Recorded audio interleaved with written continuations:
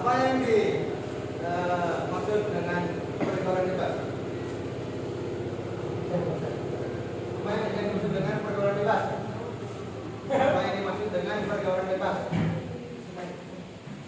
Pergaulan. Apa? Pergaulan yang liar. yang tidak dibatasi oleh agama. Ya, beraturan oleh aturan-aturan agama. Apa yang dimaksud dengan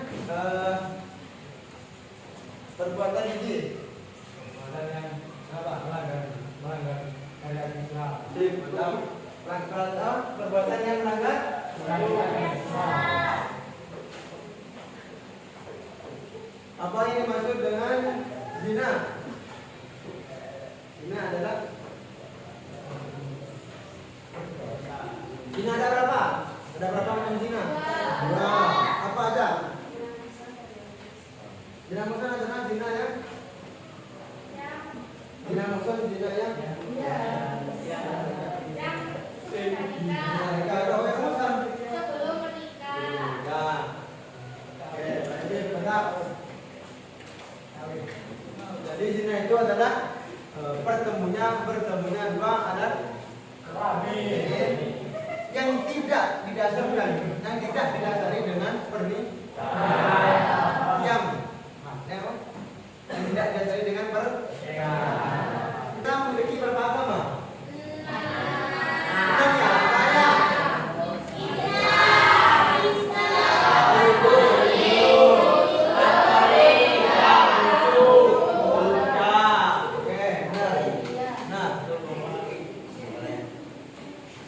Lanjut ya.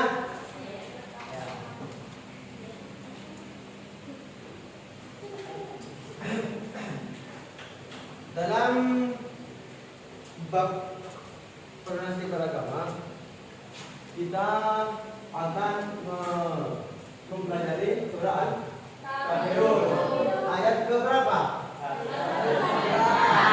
Surah ke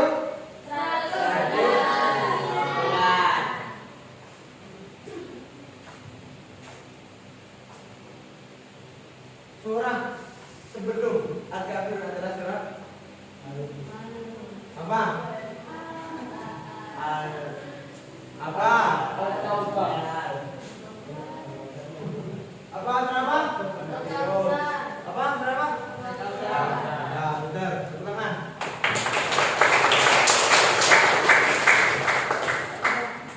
Ayo, perhatikan bukunya ya. Bukunya apa? HP-nya ya. Surah Al-Kafirun diturunkan secara keseluruhan untuk menjawab tawaran dan ajakan dari tokoh-tokoh kafir Quraisy kepada Nabi Muhammad SAW. Antara lain adalah Al-Walid bin Mughirah, Al-As bin Wa'il, Al-Aswad bin Abdul Muttalib, dan Umayyah bin dalam surah Al-Kafirun ayat pertama dan kedua Allah Subhanahu wa taala secara tegas menyatakan bahwa Tuhan yang disembah oleh Nabi Muhammad adalah Tuhan yang disembah oleh Nabi Muhammad dan para pengikutnya bukan apa yang disembah orang-orang kafir.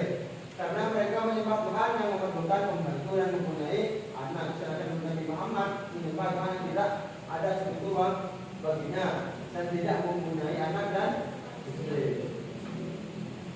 Qul huwallahu ahad, Allahus samad, lam yalid wa lam yulad. Lam yalid wa lam yulad. Tidak beranak dan tidak itu Tuhannya Nabi Muhammad. Tuhannya kita. Kalau Tuhannya orang kafir, Tuhan yang mempunyai anak, mempunyai istri dan naur.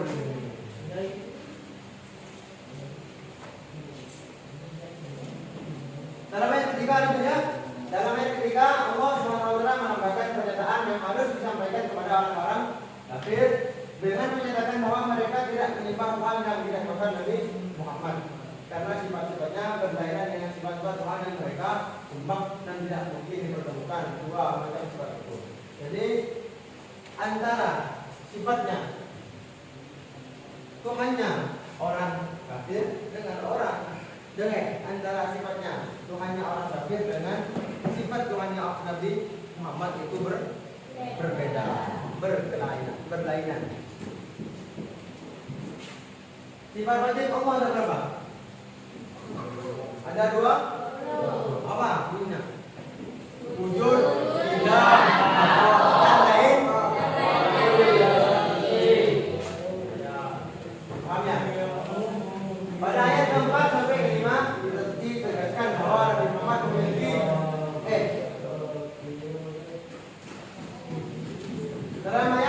pada ayat 4 dan 5 ditegaskan bahwa Nabi Muhammad memiliki konsistensi dalam pengabdian. Apa itu konsistensi? Konsisten itu apa? Istiqomah. Ya. Konsisten itu adalah istiqomah. Istiqomah kalau dalam bahasa apa ya? Bahasa Qurannya itu adalah istiqomah. Artinya apa yang kita sembah tidak akan berubah. Artinya menetap. Cara ibadah kaum muslimin berdasarkan petunjuk Allah. Sedangkan cara beribadah orang kafir berdasarkan hawa nafsu. Kenapa kok berdasarkan hawa nafsu? Karena mereka itu sak karbedewe bahasanya. Bahasa Jawanya adalah sak. Karena mereka gitu loh. Menyembahnya itu terserah mereka sendiri yang membuat peraturan. Kalau Islam peraturannya dari Allah melewati Nabi Muhammad. Benar ya? Benar. Pada ayat 6 dinyatakan bahwa apa yang kena kafirun itu? Ayat kafirun, ayat terakhir dalam surah kafirun adalah apa? Berbunyi apa? Lakum. Penebaran lakum.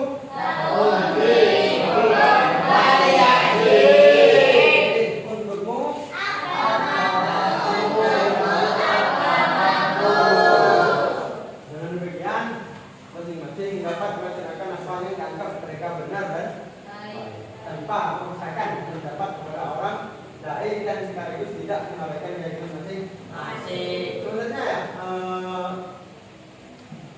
materi kita yaitu toleransi beragama. Ada intinya pada ayat ke-6 dalam surah Al-Kafirun, yaitu tentang untukmu agamamu dan untukku agamamu. Kamu ya terserah kamu yang dia akan menyembah Tuhan saya. Jadi tidak dapat paksaan. Terserah orang memilih jalan yang mana, benar apa? Salah. Tidak.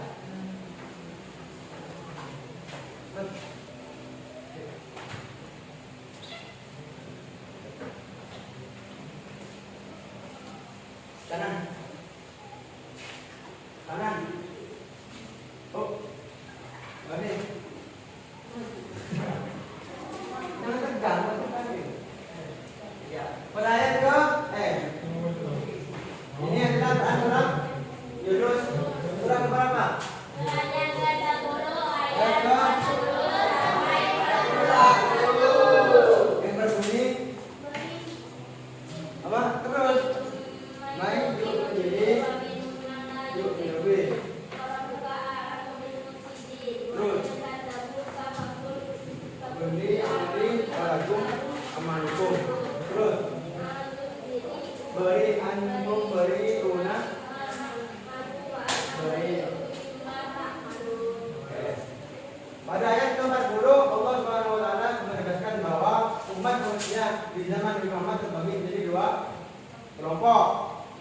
Yang pertama adalah kelompok yang sebagian menerima Al-Quran, artinya mengikuti ajaran Nabi dan mengambil manfaat dari risalah yang dibawanya. Sebagian lagi mereka tidak beriman dan selalu mendustakan Nabi. Dan Allah Subhanahu wa taala lebih tahu tentang orang-orang yang akan membawa kerusakan di muka bumi ini dengan kemusyrikan, kezaliman dan kedurhakaan karena mereka tidak mempunyai kesiapan untuk beriman. Jadi pada waktu itu pada zaman Nabi Muhammad itu terbagi menjadi dua kelompok. Yang sebagian adalah kelompok yang penerimaan. Yang kedua adalah yang tidak, yang bertentangan dengan Oke. Ayat 41. Allah Subhanahu wa taala memerintahkan kepada Nabi Muhammad untuk tegar dalam menghadapi orang-orang yang ingkar akan ajaran yang dibawanya. Beliau diperintahkan untuk menyatakan bahwa beliau tidak bertanggung jawab atas perbuatan mereka dan mereka pun tidak bertanggung jawab terhadap perbuatan beliau. Dengan kata lain, bagimu pekerjaanmu dan bagimu pekerjaan. Segala perbuatan sekecil apapun pasti ada balasnya. Aman baik akan mendapatkan balasan yang baik, sedangkan aman buruk akan mendapatkan keburukan. Artinya ya, pada ayat 41 ini Allah memerintahkan Nabi Muhammad untuk sabar menghadapi orang-orang yang ingkar kepadanya. Dan Allah juga memerintahkan Nabi Muhammad bahwa apa yang dilakukan orang kafir itu tidak akan ditanggung oleh Nabi Muhammad. Dosanya tidak akan ditanggung oleh Nabi Muhammad. Dan apa yang dilakukan oleh Nabi Muhammad itu tidak akan ditanggung oleh orang kafir. Gini maksudnya. Perbuatan orang kafir itu tidak suatu saat tidak akan ditanggung oleh balasannya tidak akan ditanggung oleh Nabi Muhammad. Dan perbuatannya Nabi Muhammad itu suatu saat ketika tiba di hari pembalasan tidak akan ditanggung oleh orang kafir. Jadi mereka itu bertanggung jawab atas kelakuannya masing-masing. Dan perbuatan yang kecil apapun perbuatan akan ada balasannya. Dan sebesar apapun akan ada. Jika amal itu baik maka dibalas dengan kebaikan. Jika amal itu buruk maka dibalas dengan kebaikan. Kita juga dalam sini Nabi. Artinya apa? Tuhan itu tidak goreng terhadap hamba-Nya. Masa Tuhan ketika ada ini ya, dengan ya, ketika ada seseorang nampak terhadap kita orang itu baik, cara ibadah, masjid, sedekah, terus apa lagi? Di mata kita orang itu rajin di masjid, sholat, terus sedekah, apa lagi membantu orang miskin kafir. Nah, pada suatu saat nanti ketika di akhirat, ternyata orang itu masuk neraka. Kenapa bukan masuk neraka? Berarti Allah tidak adil. Bukan. Mungkin orang itu tidak ingat ya. Ketika amal baik itu syaratnya satu, syarat diterimanya satu, dengan syarat harus ikhlas. Beda dengan perbuatan yang buruk. Ketika perbuatan buruk kita tidak harus ikhlas, pasti diterima. Kalau perbuatan buruk, ingat ya, perbuatan buruk itu harus, perbuatan baik itu harus ikhlas, harus ikhlas untuk diterima. Syarat diterimanya amal baik itu harus ikhlas. Kalau amal buruk itu tidak harus ikhlas, pasti diterima. Hati-hati ya. Ya, lanjut.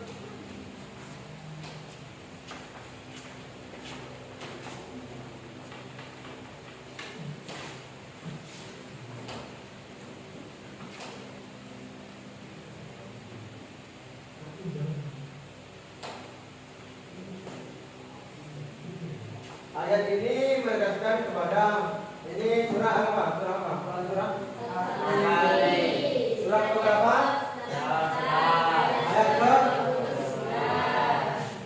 Ayat ini menegaskan kepada semua manusia termasuk kaum musyrikin yang angkuh. Apa itu angkuh? Sombong ya? Bahwa kebenaran yang tersampaikan kepada mereka itu berasal dari Allah. Ya, bahwa kebenaran yang tersampaikan kepada mereka itu adalah berasal dari Allah. Jadi kebenaran itu bukan dari Allah. Tuhan berta'ala kewajiban mereka adalah mengikuti kebenaran itu dan mengamalkannya. Barang siapa yang mau beriman kepadanya dan masuk ke dalam barisan orang-orang yang beriman alladzina amanu, maka hendaklah ia beriman. Sebab manfaat dan keuntungan dari keimanan itu akan kembali pada dirinya sendiri. Sama yang tadi ayatnya ya, segala perbuatan itu akan ditanggung oleh diri kita sendiri. Apa yang kita lakukan. Bukti apapun kelakuan kita akan ada pada sebaliknya, ketika amal itu baik maka dibalas dengan kebaikan. Jika amal buruk maka dibalas dengan kebaikan. Juga demikian dan halnya bagi siapa yang ingkar atau kafir, maka adalah ia kafir walau saya dan jabatannya tinggi. Allah Subhanahu wa taala dan Nabi Muhammad tidak mengalami kerugian sedikit pun. Ayat tersebut juga menerangkan tentang kerugian dan kecelakaan akibat penganiayaan diri mereka. Allah Subhanahu wa taala memberikan ancaman yang amat keras kepada mereka, yaitu akan melemparkan mereka ke dalam api neraka. Di dalam neraka akan mengepung mereka sehingga mereka tidak bisa keluar dan menghindari dari api neraka dan terpaksa menjalani siksaan.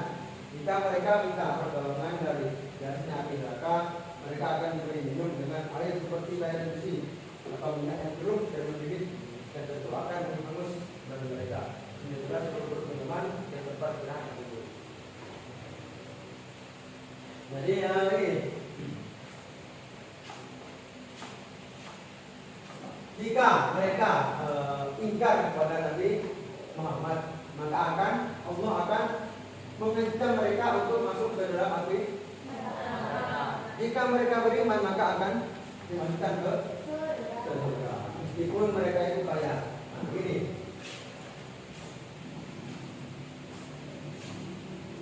Allah itu ya, lihat ya, kata-kataku. Makanya ini sambil kadang nanti berpikir dengan baik. Allah itu kuasa memberikan harta kepada orang siapapun. Ya, Allah itu berhak dan kuasa memberikan hartanya kepada siapapun tanpa ia menghendaki. Allah itu asal membagi aja. Makanya itu orang kafir karena banyak yang kaya.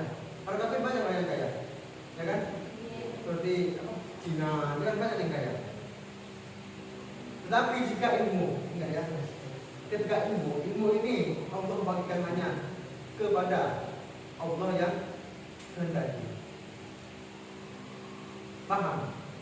Ilmu ini tidak dibagikan ke orang sembarangan. Hanya orang terpilih yang dikasih ilmu oleh Allah. Makanya jangan iri ketika melihat teman kita itu apa hartanya melimpah. Jangan pernah iri. Orang kafir kok banyak yang hartanya melimpah, malah orang Islam yang banyak yang miskin. Tetapi ingat, Allah itu kuasa. Tidak ada milik orang untuk membagikan hartanya. Tetapi jika ilmunya Allah itu hanya dibagikan kepada orang-orang yang terpilih, yang ia kehendaki. Itu makanya orang yang mempunyai ilmu. Makanya orang punya ilmu itu adalah orang yang mulia. Paham ya berarti ya? Yang pertama tadi surah apa?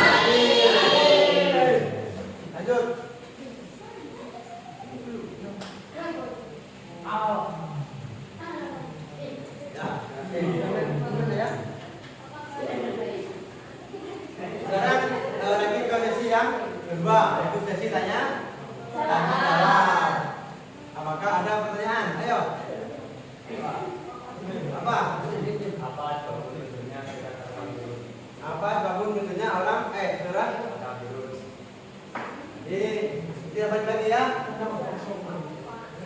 Pertama ini ada pertanyaan dari siapa mas? Mas siapa? Bima Arya. Bima Arya Seto. Apa pertanyaan tadi? Apa asbabun nuzulnya surah? Kita baca bareng-bareng ya. Oke. Nih.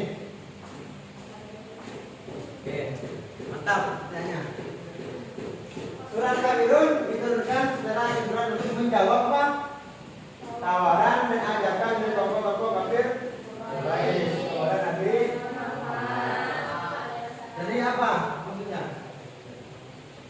Ketika waktu itu ada orang kafir mengajak kepada Nabi Muhammad untuk apa ajakannya? Yaitu intinya itu Nabi Muhammad itu disuruh mengikuti ajarannya orang dan orang kafir akan bersedia untuk mengikuti ajarannya Nabi Muhammad.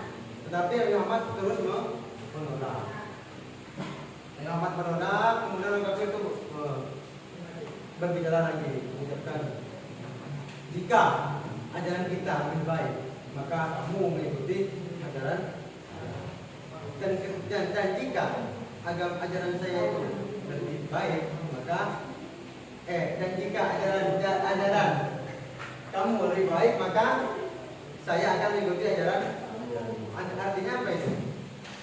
Timbal balik. Jika agamanya Nabi Muhammad itu baik, maka orang kafir akan mengikuti agamanya Nabi Muhammad. Dan jika agamanya orang kafir yang baik, maka Nabi Muhammad disuruh untuk diminta untuk mengikuti ajarannya orang.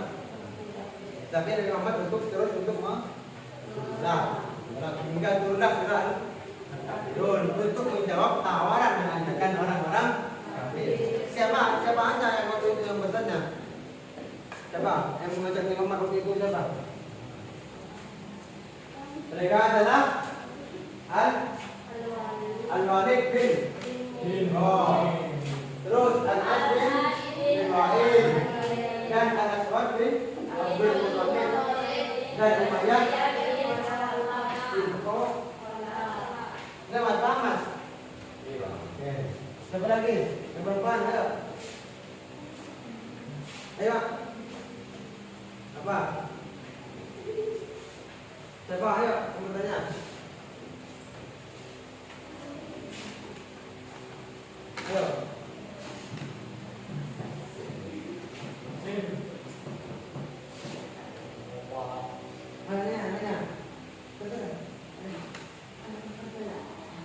Nanya. Ayo, ditanya yang perempuan. Apa?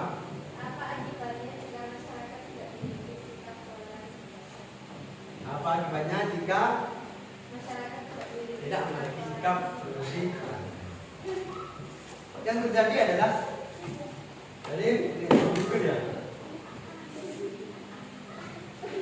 Ketika kita antar sesama agama itu tidak saling berrelasi, maka akan terjadi banyak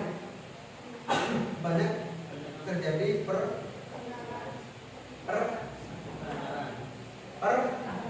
perselisihan antara saling menghina, saling mengejek, saling bertengkar, dan saling bertengkar. Seandainya saling itu akibatnya jika kita tidak diantara, dan yang takutnya nanti takut terjadi perang. Makanya kita butuh untuk berrelasi kita tidak terlalu berkewajiban untuk memaksa mereka. Tidak boleh memaksa mereka untuk mengikuti ajaran. Tetapi kita harus menyampaikan apa yang benar dan baik ya. Paham? Siapa namanya? Dinda. Siapa namanya? Siapa? Dinda siapa? Dinda Zakinah Kafi Azrakan. Panjang banget. Ayo siapa lagi? Ayo. Apa? Kenapa ibadahnya orang kafir itu bisa dikatakan berdasarkan hawa nafsu? Seperti yang saya jelaskan, kenapa kok ibadahnya orang kafir itu bertentangan itu? Karena mereka itu memiliki aturan-aturan sendiri. Artinya aturan mereka itu tidak memerintahkan mereka untuk beribadah. Aslinya semua Tuhan itu benar satu. Siapa? Allah. Dan mereka siapa? Dan mereka siapa? Orang kafir itu waktu itu. Tiba apa waktu itu? Apakah berhala menyuruh mereka untuk? Tidak. Enggak kan? Berarti mereka membuat aturan-aturan sendiri. Artinya apa? Itu enggak. Maksud dari ibadahnya sudah secara hawa nafsu berbuat Tuhan di seluruh dunia ini hanya ada satu, yaitu Allah Subhanahu wa ta'ala.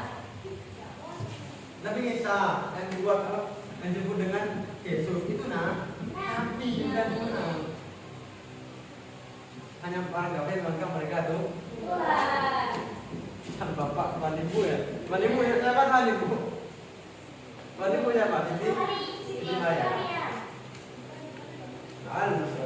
Memang tidak lahirnya itu tidak secara bapak itu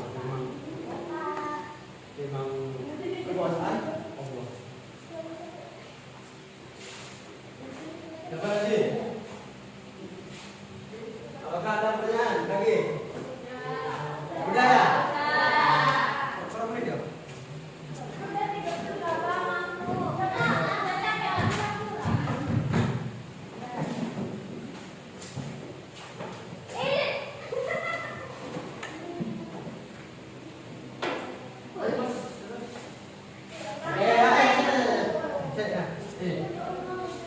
Sekian ya, sekian pembelajaran hari ini. Kurang lebihnya mohon maaf yang besar-besarnya.